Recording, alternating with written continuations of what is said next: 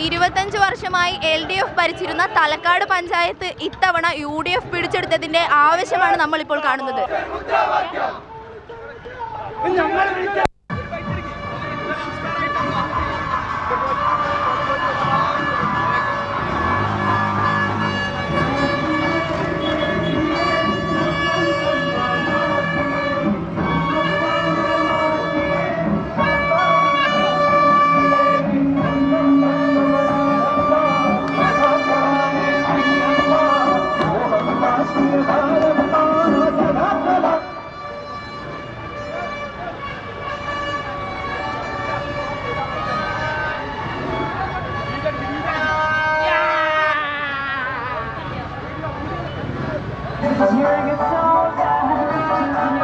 ആകെ നടന്നത് 5 പുതിയ പ്രസിഡന്റുമാർ സമ്മാനിച്ചെന്നല്ലാണ്ട് ഈ പഞ്ചായത്തിനകത്ത് ഒരു നേട്ടം ഉണ്ടാക്കിയില്ല. എന്നിട്ടും ഒരു ജയിച്ചു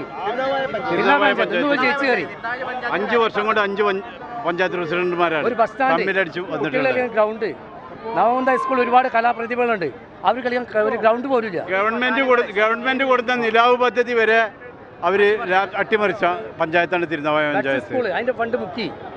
പിന്നെ നമ്മുടെ വേസ്റ്റ് തിരുനാ പഞ്ചായത്തിന് അമ്പലത്തേക്ക് വരുന്നവർക്കറിയാം, വേസ്റ്റ് കുമ്പാരം കാണാം. അതുപോലും നിർത്താൻ പറ്റിയില്ല. എന്നിട്ട് അവർ ജയിച്ചു കയറി. ഇനിയിപ്പോൾ റിയൽ എസ്റ്റേറ്റ് മാഫിയോടെ കുമ്പാരം തന്നെയായി മാറും. അവരെ പരമ്പച്ചോടം അങ്ങനെയൊക്കെ നടക്കാൻ പോകുള്ളൂ. എന്നാൽ വികസനം എന്ന് പറയുന്നത് തിരുനാവായ ഭരണാധികാരികൾ നിക്ഷിപ്തമായ കാര്യമാണ്. ഒരു കാരണവശാലും ഒരു വികസനം കൊണ്ടുവരില്ല.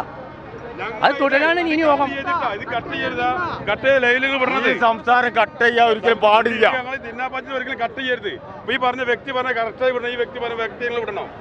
പ്രാവശ്യം ജില്ലാ പഞ്ചായത്ത് പ്രസിഡന്റായിരുന്നു, ജില്ലാ പഞ്ചായത്ത് മെമ്പറായത്. ഇവിടെ ഇപ്പോൾ എന്തായാലും വികസനം ഇനി ജനങ്ങളിൽ തിരുനാവായ പഞ്ചായത്ത് ഉണ്ടാവില്ല. കാരണം അവർക്ക് ആകെ പറയാവുന്നത് ഒരു വികസനമില്ല.